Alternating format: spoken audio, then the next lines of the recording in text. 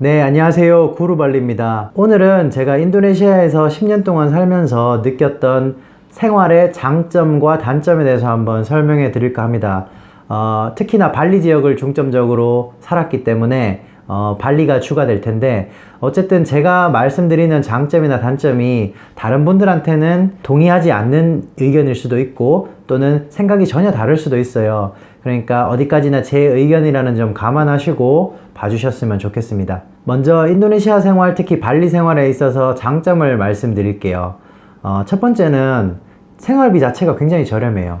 특히나 농수산물 굉장히 저렴한데, 보통 제가 어시장에 가서 오징어나 갈치 같은 거를 많이 사와요. 사와서 미리 이제 얼려놓고 이렇게 먹는데, 우리나라 제가 들어가 보니까 오징어가 나지도 않을 뿐더러 한 마리, 두 마리, 옛날에는 오징어 세 마리 10,000원이면 샀던 것 같은데 요즘에 가니까 오징어 자체가 없어갖고 있으면 굉장히 비싸게 팔더라고요. 그리고 갈치 같은 것도 굉장히 비싸잖아요. 특히나 제가 어시장에 가보면 여기는 보통 오징어 1kg에 뭐 비쌀 때는 뭐 5만 루피아 넘어가는 경우도 있지만 저렴할 때는 뭐 35,000에서 4만 루피아면 1kg를 살 수가 있습니다.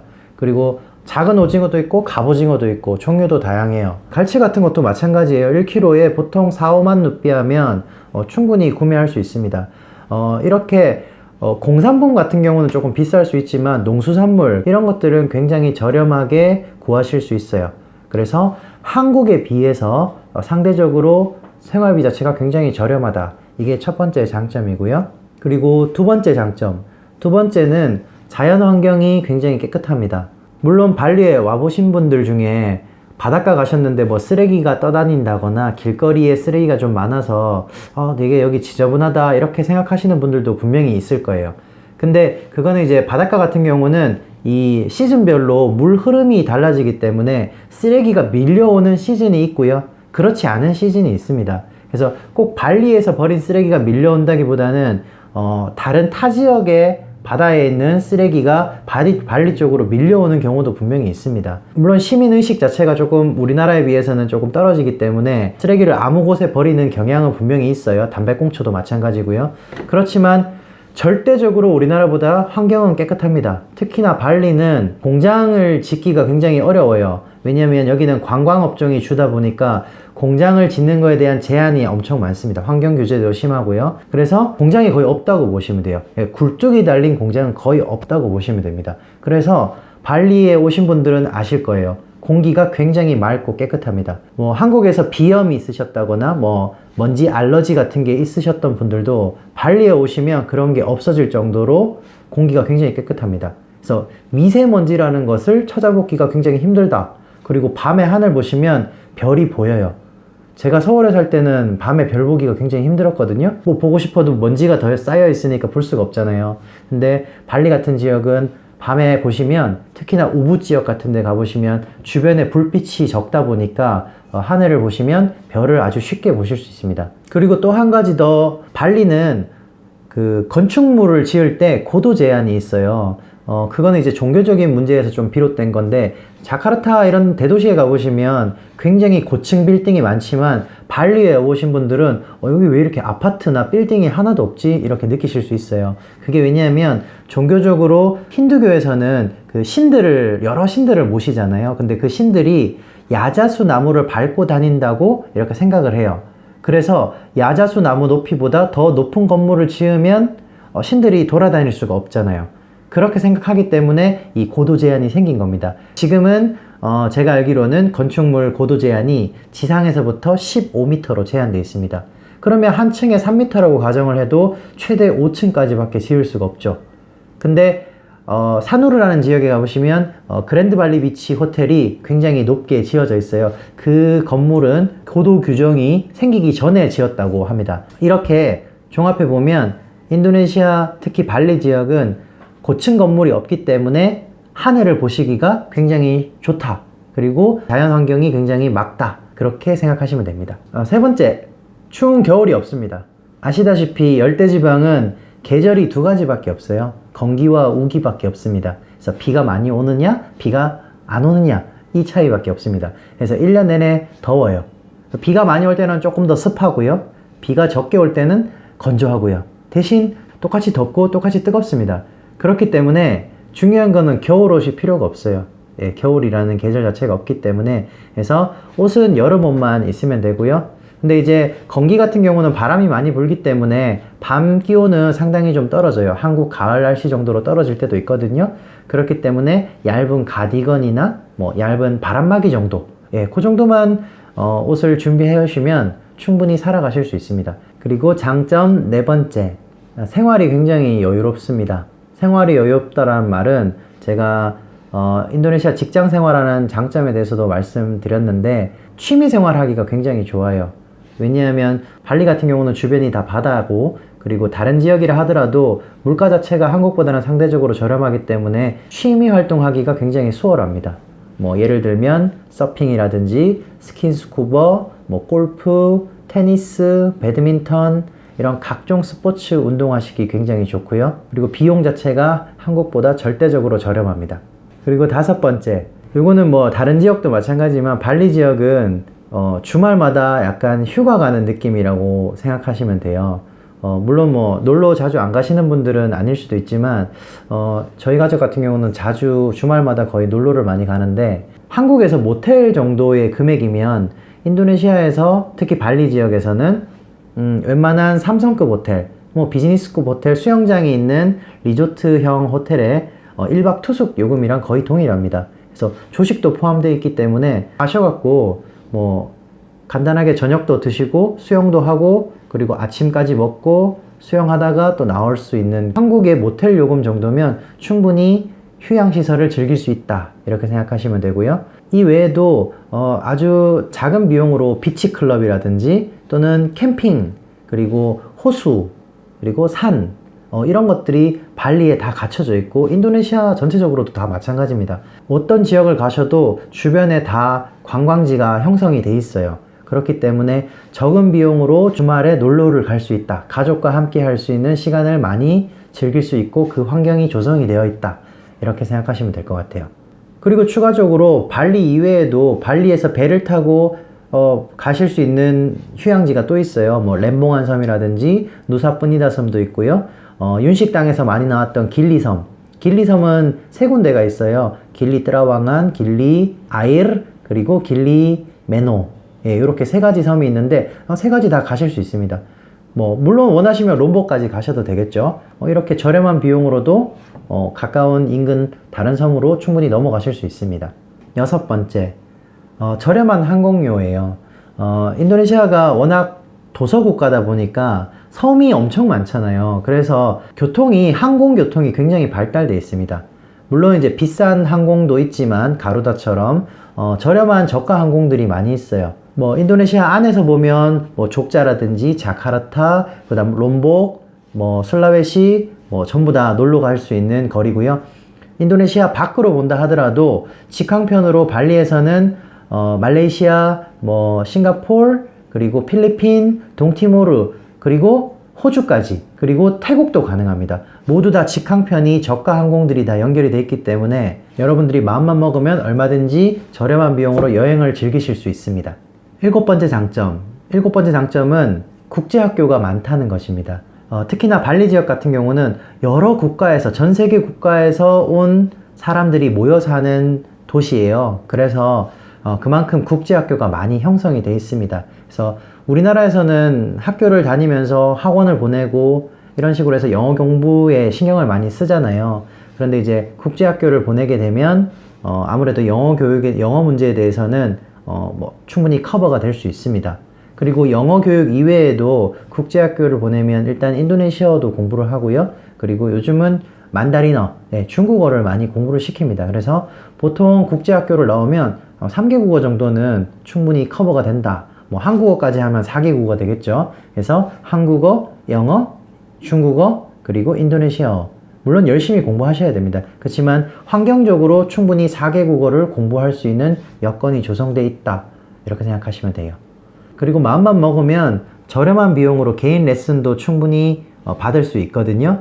그래서 뭐 영어라든지 아니면 인도네시아어 이런 거를 뭐 시간당 한 10만 루피아, 뭐 적게는 5만 루피아고요. 조금 비싸게는 10에서 15만 루피아 정도까지 시간당 금액을 지출을 하시면 개인 레슨을 받는데 무리가 없습니다. 그래서 한국보다는 상대적으로 훨씬 저렴한 금액이죠. 여덟 번째 장점은 인건비가 저렴하다는 것입니다. 아직까지 발리 기준으로 2018년 기준으로 보면요, 월 인건비 최저임금이 월에 240만 루피아, 많게는 250만 루피아입니다. 물론 각 지역별로 조금씩 차이가 있기 때문에요. 그러면 우리나라 돈으로 환산을 해보면 약 20만원, 20에서 22만원 정도 되겠죠. 자카르타 지역은 이거보단 조금 비쌉니다. 한 280에서 300만 루피아 정도 될 텐데요. 그래봐야 30만원이 채 안 됩니다. 그래서 이 저렴한 비용으로 베이비시터를 고용한다든지, 또는 집에 집안일을 봐주실 수 있는 가정부분을 찾는다든지, 또는 기사분을 찾는다든지, 이런 것들이 가능하기 때문에 한국에서 우리 애기 봐주는 분 한 분만 구해도 100만원에서 200만원 정도는 주셔야 되잖아요. 인도네시아는 저렴한 비용으로 이렇게 일 도와주시는 분들을 구하실 수 있습니다. 그리고 사업을 하시는 분들도 마찬가지로 인건비에 대한 부담은 조금 덜 하실 거예요. 아무래도 사업 초기에는 매출이 그렇게 높지 않기 때문에 인건비에 대한 부담이 있을 수밖에 없는데, 상대적으로 동남아 지역, 특히 인도네시아 지역은 인건비가 저렴하니까 이런 부담은 조금 덜 할 겁니다. 아홉 번째 장점은 인도네시아에는 천연 건강식품이 굉장히 많다, 굉장히 풍부하다, 이렇게 생각하시면 되는데, 대표적인 건강식품이 그라비올라, 그리고 노니, 보아메라, 꾸닛, 그리고 망고스틴 껍데기, 이런 것들이 전부 다 건강식품들이거든요. 우리나라에서는 되게 비싸게 팔리거나 질적으로 조금 좋지 않은 것들을 수입해서 판매하던데, 인도네시아에서는 굉장히 흔하게 구할 수 있는 건강식품들이에요. 그래서 물론 우리나라에 좋은 인삼이 있죠. 오히려 인도네시아 사람들은 우리나라 가서 인삼을 사오지만, 우리나라 분들은 인도네시아에 오시면 제가 말씀드린 이런 건강식품들을 굉장히 많이 사가세요. 네, 그래서 저렴한 비용으로도 이렇게 건강식품들을 쉽게 구할 수 있다는 장점이 있습니다. 그리고 열 번째 장점은 인도네시아는 커피의 나라라고 할 정도로 커피 생산량이 많습니다. 물론 커피 생산량은 브라질이나 베트남 이런 나라가 훨씬 더 많을 수 있는데, 인도네시아는 고급 커피, 특히 아라비카 커피를 굉장히 많이 생산하는 국가예요. 원래 아라비카는 높은 산에서 자라는 것이고, 로부스타는 낮은 산에서 자라는 커피잖아요. 그래서 인도네시아는 화산지대다 보니까 무기질도 많고 굉장히 높은 지대의 산악 지형이 많습니다. 특히나 수마트라 섬에는 굉장히 높은 산들이 많다 보니까 그쪽 지역을 중심으로 커피 농장이 굉장히 발달되어 있습니다. 그래서 인도네시아에서는 이렇게 고퀄리티의 커피를 저렴한 가격으로 쉽게 구하실 수 있습니다. 그리고 가장 유명한 커피, 인도네시아 하면 생각나는 커피, 루악 커피죠. 보통 우리나라에서는 사양고양이라고도 하는데, 고양이똥 커피 들어보셨죠? 이런 루악 커피도 인도네시아에서 쉽게 구할 수 있습니다. 우리나라 같은 경우는 블렌딩 루악이라고 해서 일반 커피랑 섞어서 굉장히 비싸게 팔잖아요. 그렇지만 인도네시아에서는 굉장히 오리지널 루악도 저렴한 금액으로 구하실 수 있습니다. 그래서 커피 좋아하시는 분들은 인도네시아가 어떻게 보면 천국이에요. 네, 11번째 장점은 아직까지 인도네시아 사람들은 사람 냄새가 난다 입니다. 네, 제가 사는 지역은 발리는 아직까지 푸마시 문화가 남아있어요. 여기서는 고똥로용이라고 하는데, 그 푸마시 문화가 우리 옛날처럼 어떤 한 지역의 동네 사람들 중에 어려운 일이나 큰 일이 생겼을 때 다른 사람들이 같이 가서 도와줍니다. 그리고 우리 집에 어떤 일이 생겼을 때 마찬가지로 다른 사람들이 저희 집에 와서 도와주는 거죠. 청소 같은 것도 마찬가지고요. 동네 전체가 다 합심해서 청소를 하거나 어떤 큰 제사의식을 치르기도 합니다. 그래서 아직까지는 이런 문화적인 이유 때문에 다른 사람, 타인을 생각하는 마음이 아직까지는 굉장히 크다라고 생각하시면 되고요. 또 대표적인 예로 길을 가다가 오토바이가 넘어졌다거나 차 사고가 났다 그러면 그냥 무시하고 지나갈 수도 있는데, 이 나라 사람들은 꼭 오토바이를 세우고 차를 세워서 다친 사람이 어떤 상태인지 이렇게 지켜보기도 하고요. 그리고 어려운 부분이 있으면 오토바이를 이렇게 세워준다거나 차에 갇혀있는 사람을 꺼내준다거나 또는 구급차를 불러준다거나 이렇게 사람들이 서슴없이 일을 도와줍니다. 그래서 남의 일에 대해서 무시하지 않고 아직까지는 조금 관심을 기울이고 같이 도와준다, 이런 사람 냄새나는 부분이 아직까지는 있습니다. 물론 이제 우리나라도 옛날에 그랬지만 시대가 계속 발달하다 보면 문화 자체가 변하기 때문에 이런 문화도 이제 없어질 수도 있겠지만 아직까지는 발리에 그런 문화가 남아있다 이렇게 생각하시면 될 것 같아요. 족자 같은 지역도 매우 비슷합니다. 마찬가지라고 생각하시면 돼요. 네, 12번째, 아이 키우기에 굉장히 좋다입니다. 이거는 어떤 부분이냐면 가령 예를 들면 저희가 애기랑 같이 식당에 갔을 때 애기가 어릴 때는 가만히 있질 못하잖아요. 그래서 막 식당에 돌아다니고 뭐 소리를 지르고 또는 젓가락 숟가락 떨어뜨리는 거는 뭐 진짜 다반사고요. 이런 일이 벌어졌을 때 우리나라 같으면 굉장히 눈치 보였을 거예요.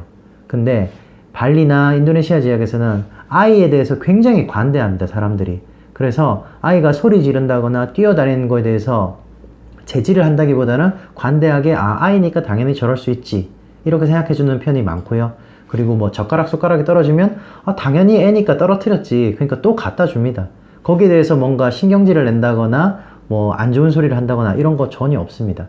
그리고 오히려 웨이터들이나 웨이트리스 종업원들이 애기랑 놀아주는 경우가 훨씬 더 많아요. 그래서 이런 장점이 있기 때문에 아기 키우기에 좋다라고 말씀드리는 겁니다. 13번째, 제가 느끼는 장점 13번째는요, 옷차림이 굉장히 자유롭다입니다.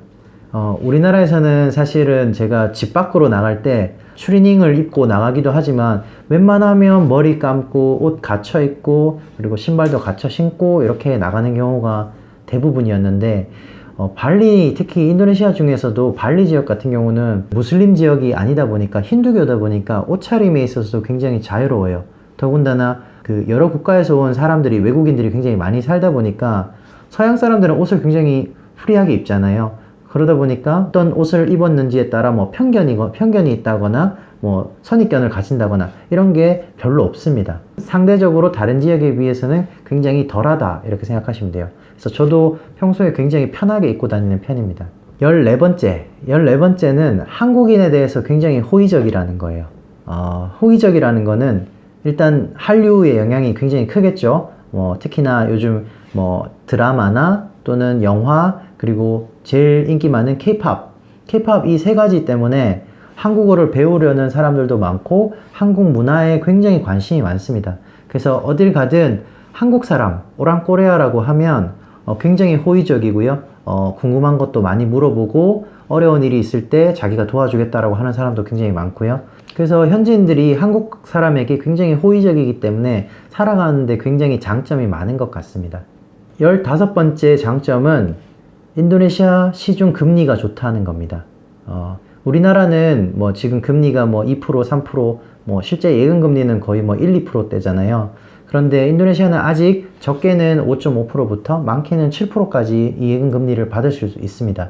그래서 어느 정도 목돈이 있다거나 하신 분들은 예치식 예금을 넣어 두시면 뭐 매달로 이자를 받으실 수도 있고요. 또는 뭐 길게는 3개월, 6개월, 1년 단위 이런 식으로 기간을 설정하셔 갖고 예금 금리를 받으실 수 있어요. 가령 예를 들면 인도네시아 사뚜 밀리아르 루피아가 우리나라 돈으로 약 7,500에서 7,700만 원 정도 되는데 이 정도 금액을 월 단위로 예치를 해 두시면 이자가 예를 들어 뭐 한 5.5% 정도 된다라고 하면 뭐 이자 소득세 20% 정도를 떼고요. 월에 받으실 수 있는 금액이 한국 돈으로 한 4, 50만 원 정도는 받으실 수 있어요. 그래서 이 정도면 뭐 나쁘지 않잖아요. 그래서 이렇게 이자 소득으로도 뭐 생활하시는 분들도 계시고 그래서 이렇게 받은 이자를 다시 원금에 더해서 계속 투자 소득을 불려 나가실 수도 있습니다. 그래서 우리나라에 비해서는 이자 소득이 높다.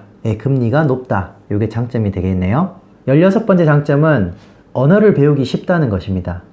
인도네시아어가 다른 타 국가의 언어에 비해서 상당히 배우기가 쉬운 편이에요. 문법도 굉장히 단순하고 그리고 단어만 많이 알고 계시면 어순이 조금 바뀐다 하더라도 서로 의사소통하는 데는 큰 문제가 없습니다. 물론 초급 단계가 제가 쉽다고 말씀드리는 거예요. 중급에서 고급까지 올라가시려면 굉장히 공부도 많이 하셔야 되고 준비를 많이 하셔야 되지만 초급 단계, 어느 정도 회화에 필요한 단계만 배우고 싶다고 하시면 충분히 3개월에서 길게는 6개월 정도 아주 열심히 공부하시면 배우실 수 있고요. 현지에서 살아가시면서 만약에 뭐 학원을 다니신다거나 대학교에서 공부를 하신다 그러면 1년이면 충분히 생활 회화는 마스터 하실 수 있다고 생각됩니다. 그만큼 문법 체계가 쉽다. 이게 장점이 될 겁니다. 그리고 인도네시아어를 배워두시면 말레이시아어라고도 하는데요. 말레이어랑 굉장히 비슷해요. 왜냐하면 뿌리 자체가 바하사 멀라유어에서 같은 뿌리에서 이렇게 퍼져 나온 거기 때문에 거의 같은 언어라고 생각하셔도 됩니다. 그래서 이게 다른 국가의 식민 지배를 받다 보니까 말레이시아는 영국 식민 지배를 받았고 인도네시아는 네덜란드와 일본 식민 지배를 받다 보니까 좀 문화적으로 달라지다 보니까 어휘가 조금 많이 달라진 건 있어요. 그러나 기본 문법 체계는 대동소이하기 때문에 인도네시아를 배워두시면 말레이시아나 싱가포르에 가셔서도 충분히 의사소통을 하실 수 있습니다. 추가적으로 발리는 관광지다 보니까 영어도 많이 사용을 해요. 그래서 영어를 사용하시는 분들이라면 영어를 가지고도 충분히 의사소통이 가능하다. 발리 지역에 국한해서요. 그렇게 생각하시면 됩니다. 그리고 끝으로 마지막입니다. 마지막 17번째인데요. 17번째는 맛있는 음식이 많다는 겁니다. 이게 특히 발리 지역 같은 경우는 아까 말씀드렸다시피 여러 국가의 사람들이 모여서 살다 보니까 여기서는 각 국가의 음식점들이 다 있습니다. 특히나 뭐 스미냑이나 꾸따 지역에 가보시면 뭐 한국, 일본, 그리고 동남아, 태국, 뭐 그리스, 그 다음 독일, 뭐 멕시코 모든 각국의 음식이 거의 다 있다고 해도 과언이 아닙니다. 그만큼 세계 여러 나라의 음식을 접해볼 수 있는 기회가 많고 그리고 맛있습니다. 음식을 좋아하시는 분들이라면 발리 오셔갖고 그 다양한 음식들을 다 체험해 보실 수 있고요. 그리고 발리 지역은 특히나 종교 자체가 무슬림이 적고 힌두가 많다 보니까 돼지고기를 쉽게 구하실 수 있어요. 한국 분들은 돼지고기 굉장히 좋아하시잖아요. 근데 인도네시아 중에 발리가 아닌 지역, 무슬림 지역, 자와섬 같은 데 가보시면 돼지고기를 쉽게 구하실 수는 없어요. 자카르타야 워낙 한인 슈퍼도 많고 대형 마트들이 많다 보니까 돼지고기를 쉽게 구할 수 있지만 뭐 족자라든지 아니면 롬복 지역, 뭐 술라웨시 아니면 수마트라 이런 지역에 가보시면 돼지고기 구하기가 굉장히 힘듭니다. 그래서 발리 지역이 상대적으로 돼지고기 구하기가 굉장히 좋다. 그리고 맛있는 음식이 많다. 이렇게 생각하시면 돼요. 네, 자 이렇게 인도네시아 특히 발리 지역에 사는 것에 대한 장점, 생활의 장점 17가지, 무려 17가지입니다. 17가지 대해서 알아봤는데요. 조금 내용이 많죠. 그만큼 이제 장점이 많다는 얘기입니다. 그래서 물론 이거보다 더 장점이 많은 부분이 있지만 제가 생각나는 것만 일단 정리를 해봤고요. 다음 시간에는 장점을 알았으니까 단점도 궁금하잖아요. 그래서 다음 시간에 단점에 대해서 한번 여러분들과 얘기해 보려고 합니다. 인도네시아 발리 생활의 단점도 많이 기대해 주시기 바랍니다. 자, 오늘 영상이 도움이 되셨고 재미있으셨으면 좋아요와 구독 많이 눌러주시고요. 네, 그럼 다음 시간에 또 여러분들 찾아뵙도록 하겠습니다. 네, 감사합니다. Terima kasih.